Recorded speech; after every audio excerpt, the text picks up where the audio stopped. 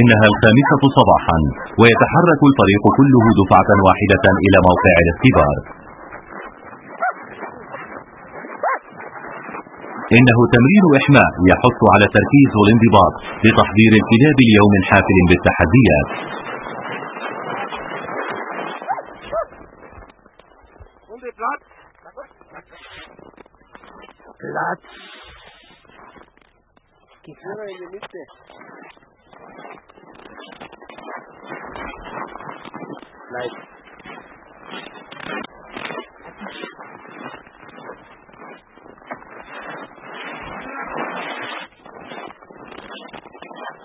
باتباع الإرشادات يتم تكليف الكلاب المجندة بسلسلة من المهمات.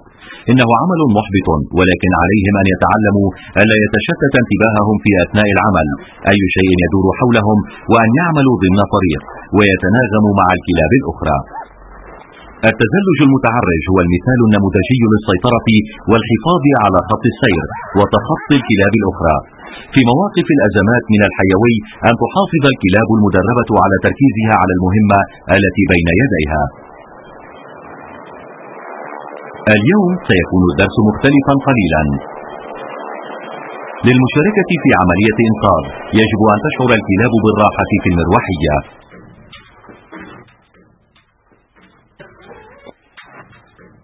بعض الحيوانات مثل سبيدي يبدو متحمسا للفكرة، ولا يمكن لقفصه أن يسيطر عليه، وربما يقلقه أن يتم تركه في الخلف.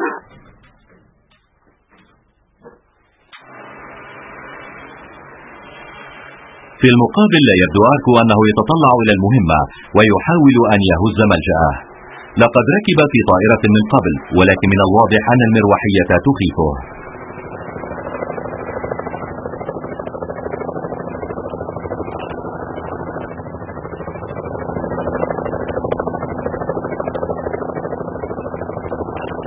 وهو يظهر قلقه عبر تسطيح أذنيه. اليوم يجب أن يتم اختبار آركو في مروحية شرطة جديدة. يتم التحضير للتدريب الأخير، ففي المرة المقبلة سيتم نقله هو ومالكه إلى موقع الانهيار الثلجي، فهل سيكون مستعدا؟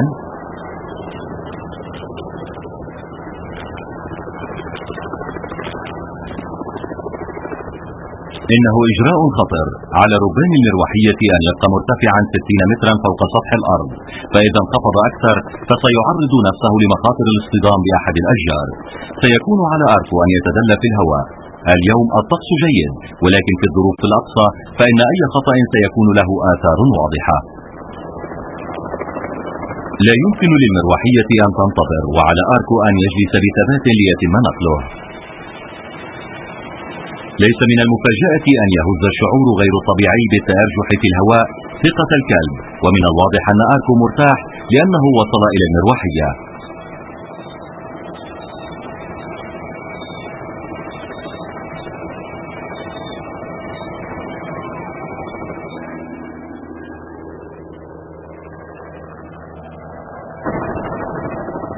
إنه يجلس متوترا، ولكن بصبر طوال 5 دقائق. عندئذ يجب أن تعود إلى الأرض. يتم إنزال الزوج من على ارتفاع 100 متر، وسلامة آركو تعتمد كليا على ثقته بمالكه.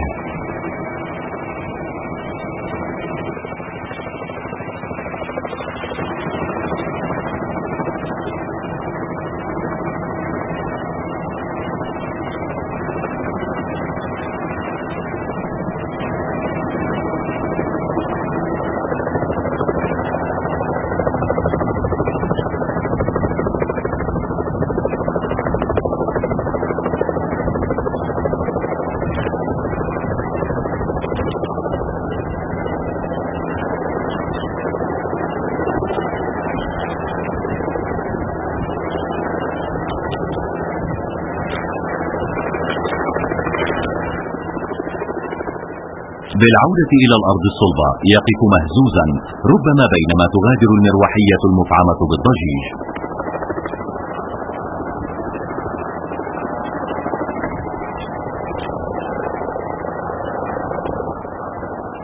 حالما يخفت صوت الضجيج يصبح ارتياح أركو باديا للعيان، ويقوم مالكه بالثناء عليه: لقد نجح في الامتحان بامتياز.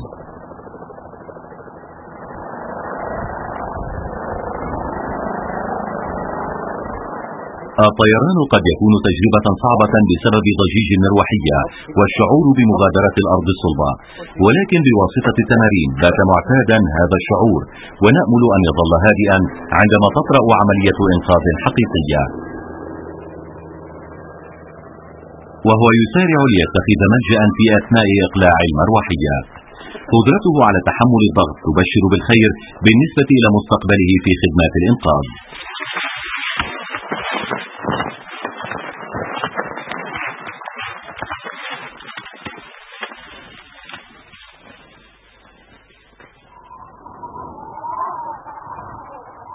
بالعودة إلى العالم الحقيقي، وقعت مأساة وبدأت تتكشف فصولها.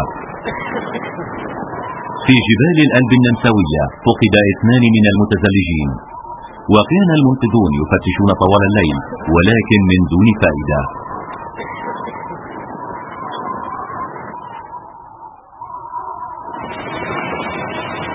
اليوم التالي يشهد تدفق المزيد من المنقذين، ويتم استدعاء الكلاب المدربة لتأدية واجبها. كل كلاب الإنقاذ ومالكيها تم استدعاؤهم من الأودية المجاورة، وهم يجتمعون للاطلاع على آخر التطورات. المهمة تبدو صعبة، إذ إن العالقين باتوا الآن مدفونين تحت الثلج منذ 15 ساعة. الكلب الأول في الفريق هو بول، وهو كلب رعاة ألماني لديه 3 سنوات من الخبرة في مجال الإنقاذ. يستذكر مدربه ألويز ريندرر الأحداث. أصبحت رياضات الثلج أكثر شعبية من قبل، وبات المزيد والمزيد يتدفقون إلى المنحدرات لممارستها.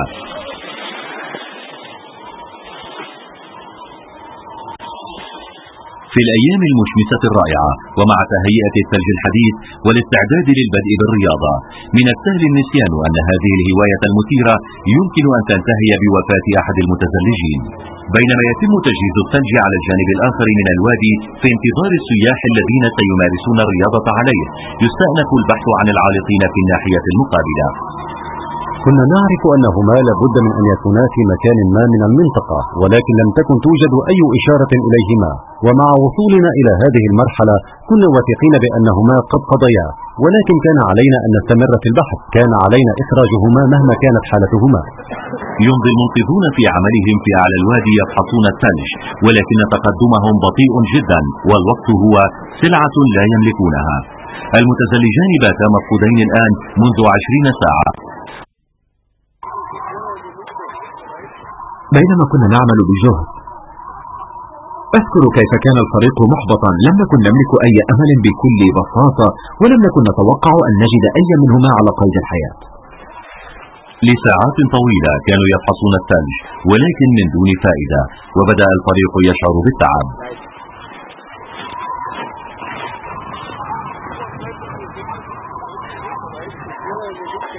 في تلك المنطقة التي تعلو المساحة التي كنا نبحث فيها عن المفقودين، بدأ الكلب يدخل أنفه في الثلج ويحفر، فقمت بفحص المنطقة بدقة، وشعرت بوجود شيء ما مباشرة تحت الثلج. كان لوح التزلج الذي عثر عليه المسبار، ولكن الجسد لم يكن بعيدا جدا تحته.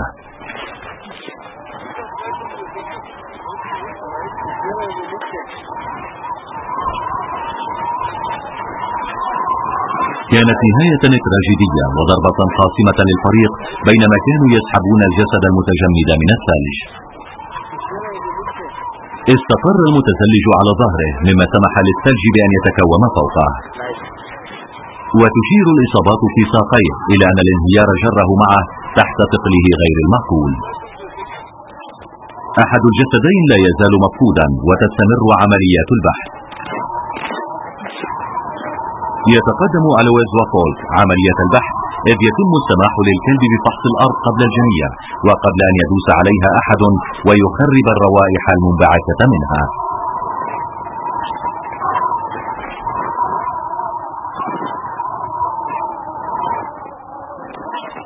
ببطء شديد يتقدمون مترا بعد متر فوق الثلج.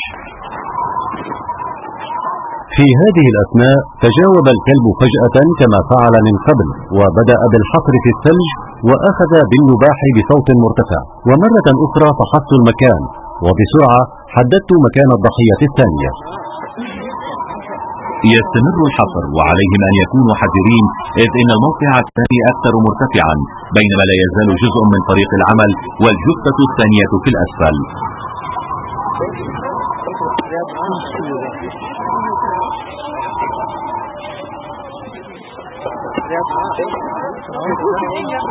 في غمرة عمله يستمر فولك في الحفر، يعثر أخيرا على الجسم.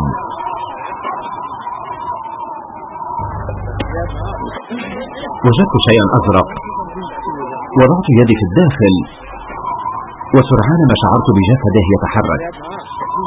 كان شعورا استثنائيا لا أزال أعيشه حتى الآن. لقد كنا واثقين أنه كان ميتا، ولكن فجأة منحنا نفحة من الأمل. طبيب الطوارئ روبرت شبيغل الذي يرتدي بزة التزلج الحمراء يحفر عميقا قليلا بيديه ليتجنب التسبب بإصابة رأس المتزلج. لقد استقر المتزلج على بطنه، وهذا التدخل كان سببا في إنقاذ حياته، إذ إن جيبا هوائيا تشكل حول رأسه ومنحه ما يكفيه من الأكسجين لإنقاذ حياته.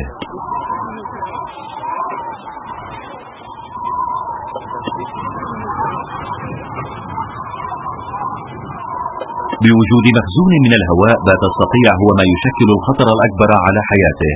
معظم العالقين يتجمدون حتى الموت، ولكنه بطريقة ما تمكن من الحفاظ على دفء جسده في السرير الثلجي. ولكن السرعة أمر جوهري، ومن النادر أن يبقى حيا، ولكن لا أحد يمكنه أن يعرف كم من الوقت سيبقى كذلك.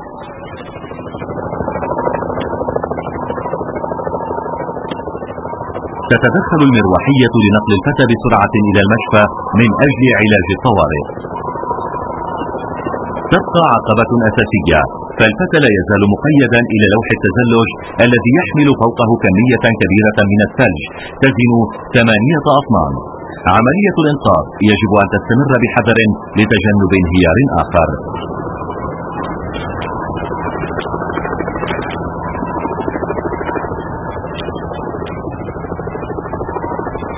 ويتم تخليصه من الثلج بانتباه.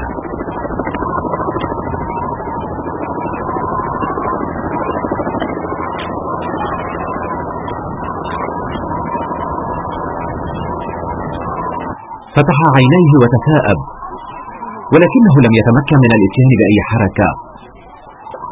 كان واعيا ولكنه لم يكن مدركا كم كان قريبا من الموت.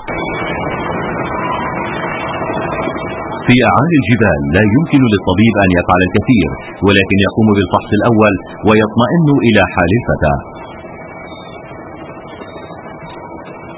ميزان الحرارة الإلكتروني الذي أدخله في أذنه يشير إلى أن حرارة جسمه 27 درجة مئوية، أي أقل ب10 درجات مئوية من المعدل الطبيعي.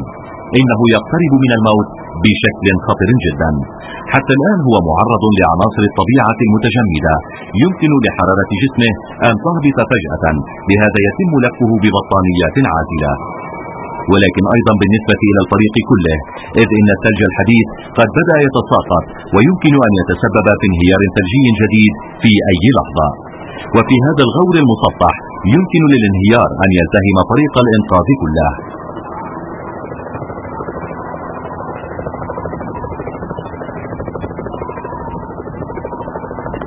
يتجمع المزيد من المتطوعين للمساعدة. الأولوية الأولى هي إخراج الفتى، ولهذا يتم استدعاء المروحية.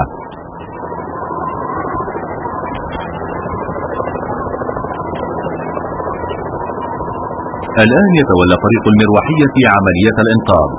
إن الطيران خطر عبر الوادي الضيق، بغض النظر عن أي عقبات مثل رؤوس شجر الصنوبر، إلا أن قوة المحرك يمكن أن تتسبب بتحرك ألواح الثلج.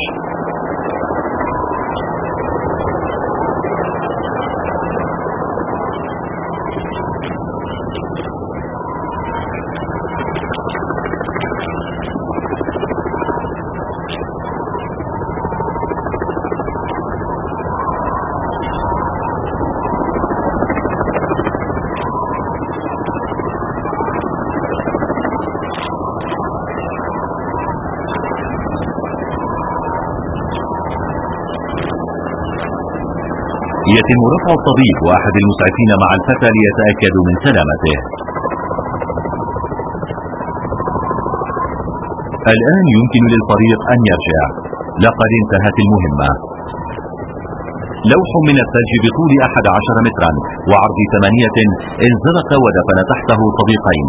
الأول أجبر على الاستلقاء على ظهره بسبب قوة الضربة وتوفي، ولكن بشكل مذهل استقر الآخر على وجهه وتشكل حوله جيب من الهواء ونجا.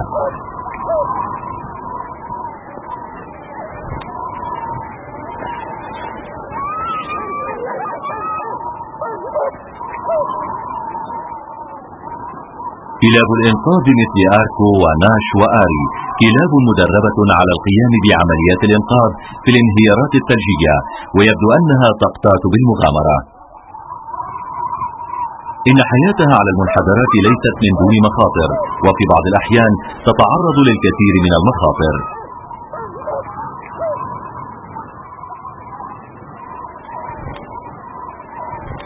لا يزال 1000 كلب مدرب تقريبا تعيش في جبال الألب. تم اختيارها بسبب مهاراتها وقوة حواسها، ولولا مهاراتها لكنا فقدنا كثيرا من الأحياء. اليوم يعود يورغن للمرة الأولى إلى المنحدرات منذ نحو عام بعد مواجهته المخيفة مع الموت.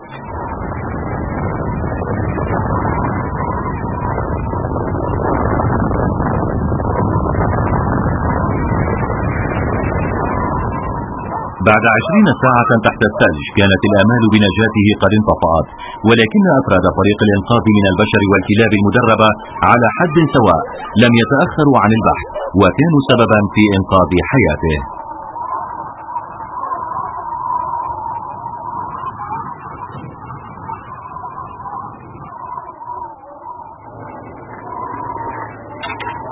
الآن يورغن عاد ليحاول أن يستعيد بعض من ثقته التي خسرها بسبب الانهيار الثلجي. التثلج هوايتي المفضلة، وكنت يائسا من ممارستها من جديد، وحتى لو لم تنجح كان علي أن أقوم بمحاولة، وها نحن هنا.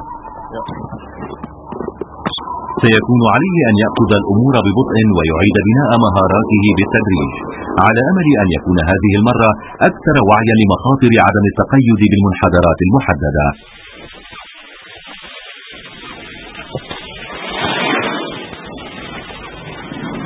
بعد الحادث خرج يورغن من المشفى ولم يكن يعاني أي جروح جسدية، ولكن ندوبه النفسية سترافقه طوال حياته.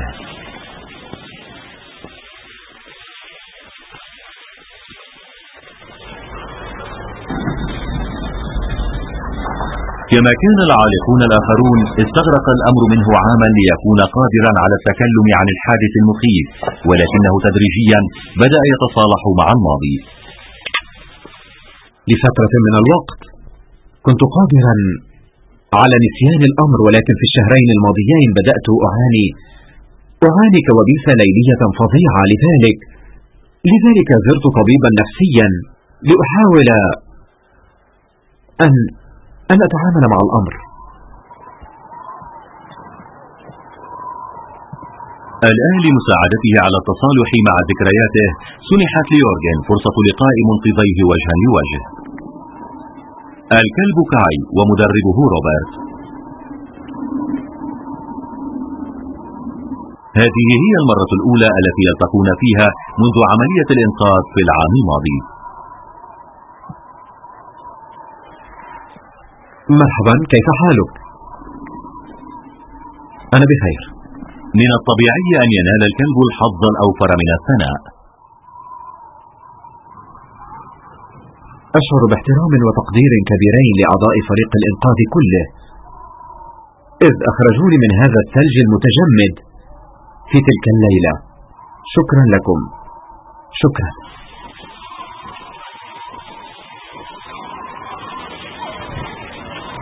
الكثير من المنقذين لن تتاح لهم فرصة لقاء من أنقذوهم، وسيكون على العالقين أن ينتشلوا أنفسهم بأنفسهم من الذكريات التي تسكن خيالهم. ألويز ريندرر ساهم أيضا في انتشال يورغن، ولكن الأخير لم يشكره.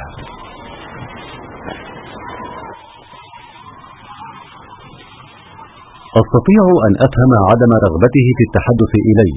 من الصعب عليه أن يتصالح مع ما حدث. لقد خسر صديقا وهو يعرف أن الأمر في الأساس كان خطأ منه، لأنه كان يتزلج خارج المسارات المحددة، وهذا كثير ليتمكن من التعامل معه. بالنسبة إلي الجائزة هي معرفة أننا قمنا بانتشال عالم. الكلاب مثل آركو وناش ستتبع خطى صف طويل من المنقذين، وتكون سببا في إنقاذ الكثير من العالقين في الانهيارات الثلجية في السنين المقبلة. إنها كلاب مذهلة يمكنها أن تحقق ما يبدو مستحيلا، وهي أيضا تملك مهارات نقدرها نحن البشر فقط. كلاب الإنقاذ إنها من نوع مختلف وتتمتع بالحيوية والتصميم. إنها تحمي المتزلجين بإذن الله وتساعدهم في حال علقوا في الانهيارات الثلجية.